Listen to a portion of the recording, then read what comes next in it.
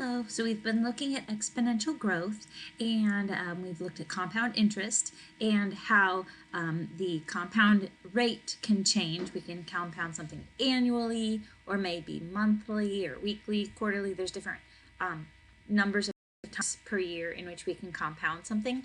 So what if we make that compounding happen more frequently? What would happen to our value if we increase that? So that's what we're going to explore today. And to do so, okay, so we're going to start with our basic formula that we use for compound interest. So that's V of t, the value at time t, is equal to the principal times 1 plus the rate divided by the number of times per year we are compounding, and then our exponent becomes n times t, number of times per year that we are compounding it, and that t is time in years. Okay, so there's our values. For this exploration that we're going to do together, we are going to use some set values. So we're going to use a principal value of $1. Okay, we're just going to start with $1. An R value of 10%. So I'm going to put a 0.1 here, 10%. And a time of 10 years. Okay, we're going to do that. And the thing that we're going to change in this situation is how many times we are compounding this and see what happens to our value. Okay, so to do this, we're going to make a little table. So I want you to do this with me. This is your notes. We're going to do a little exploration here. So we're going to look at the n values. That's how many times per year we compound. And see what value we'd end up with. And remember, we're looking at the 10-year mark. 10 years. Okay, so let's say that we are just going to compound annually. That means our n value would be a 1. Just one time a year is all we're going to pay that interest out. So if you take a 1 and you put it in for your n. So I'm going to set these numbers in here. I'm going to put my p-value of 1 in. So p-value is 1, so I'm putting a 1 right here. My rate is 10%. In decimal form, that's 0.1. So I'm going to put that up here, 0.1. And my time I'm using is 10 years. So time 10 years, that means where the t is right here. I'm going to put times 10 right there. Okay, so those are all set. I'm just going to change how many times per year we compound it so we can see what happens. So I'm going to put my n value in of n equals 1, and I'm going to calculate this out. So 1 times parentheses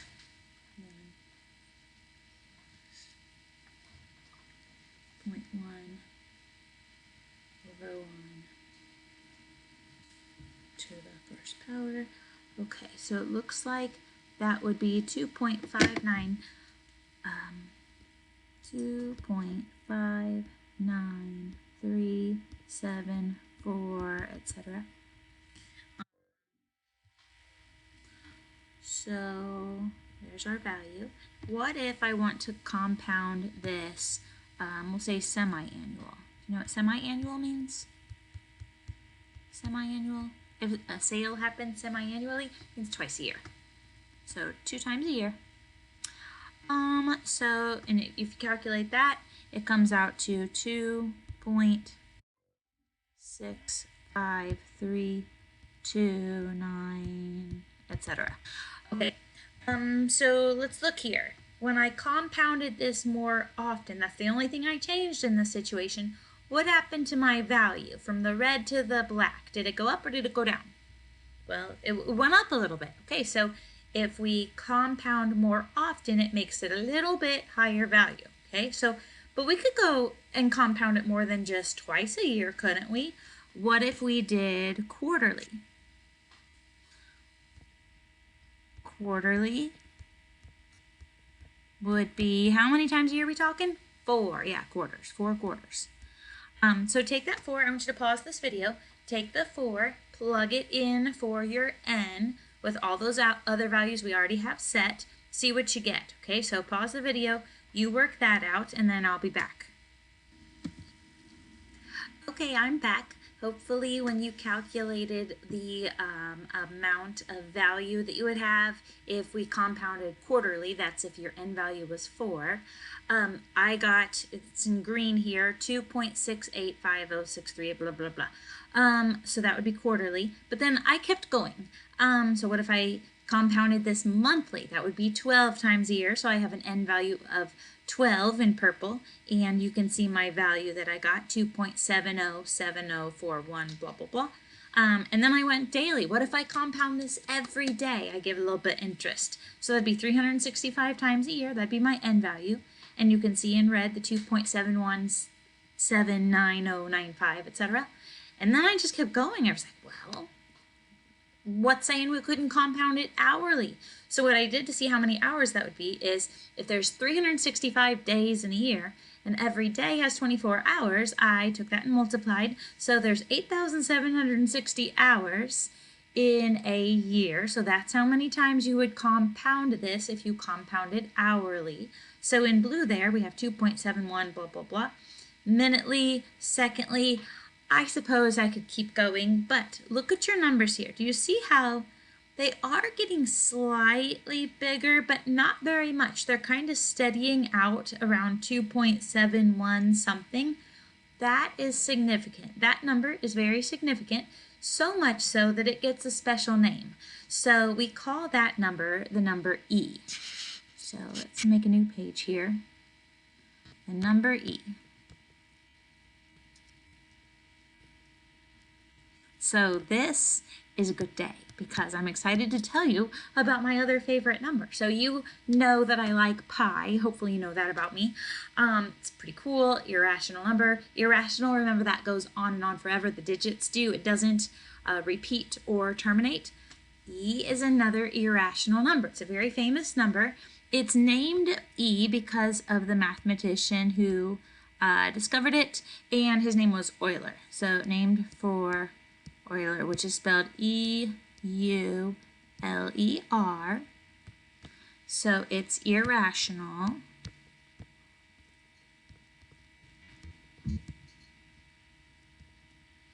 And it is about equal to 2.71, etc. So on this calculator, a lot of you have Texas Instrument calculators. Let me find where the E button is. Oh, there it is. Okay, so on this one, it is 1, 2 keys below the second key here. The actual key says LN, which we'll get to what that is here coming up in a couple of weeks. But above that, it says e to the x. So I'm going to use my second key to get to that. And it wants an exponent on it. So I'm going to put just to the first power, e to the first power, so we can see what e is. So we're looking at 2.71828, etc.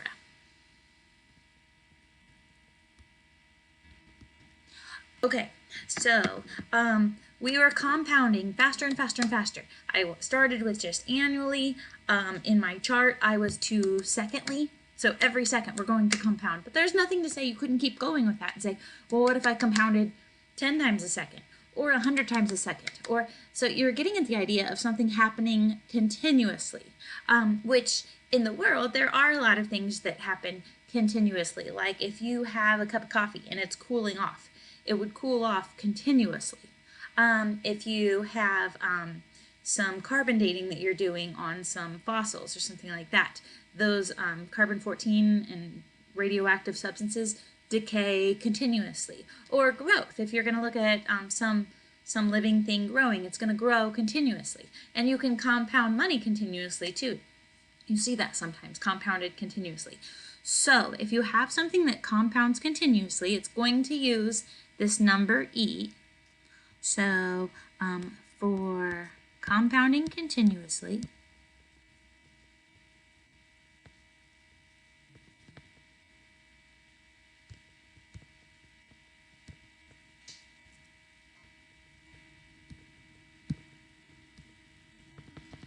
our formula is going to be the value of t equals the principal times this new number e to the RT power. Okay, so let's label what stuff is here.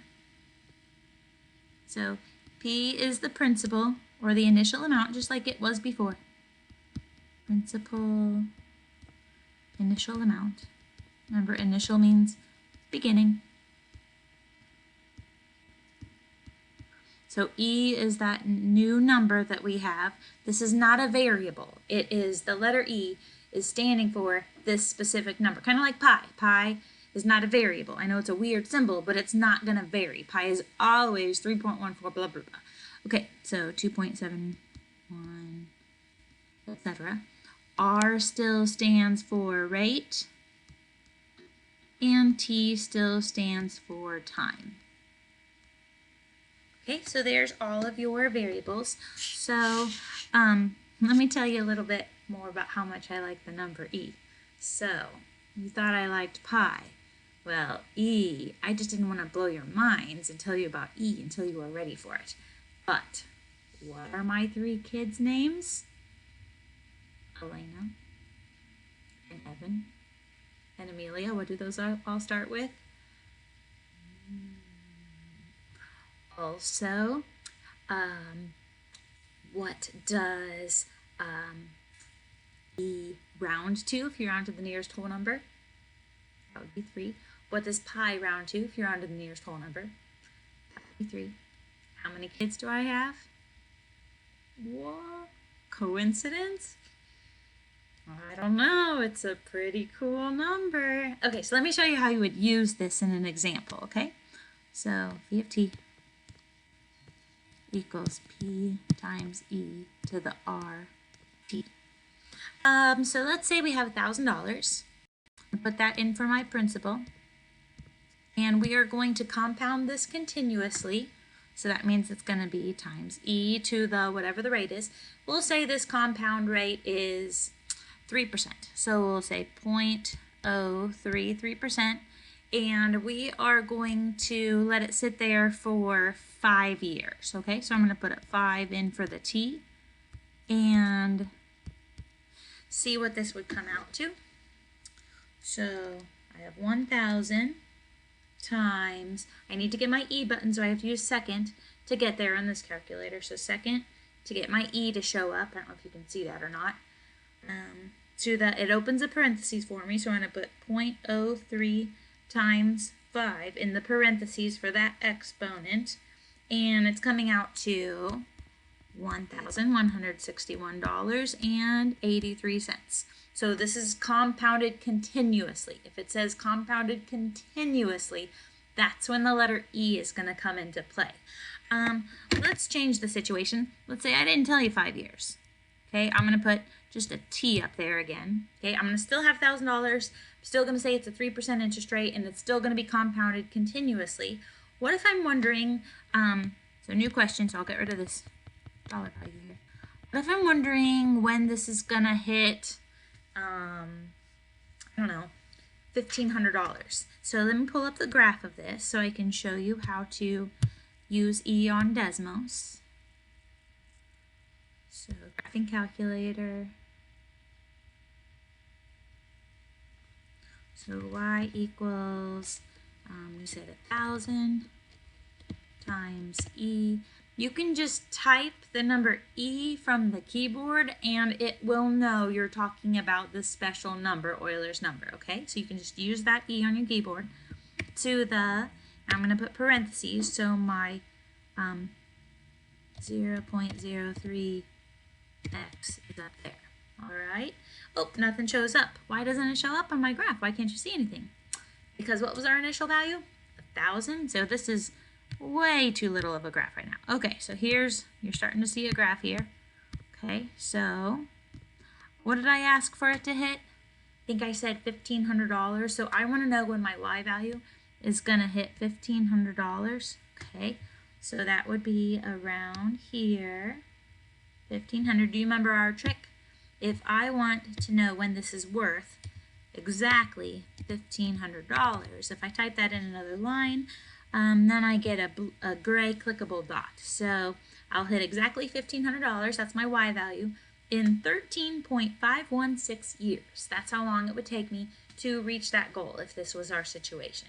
So I think that is everything that you need to know. So congratulations, you now know about the number E. So remember that Jesus loves you, and so do I. So do your math.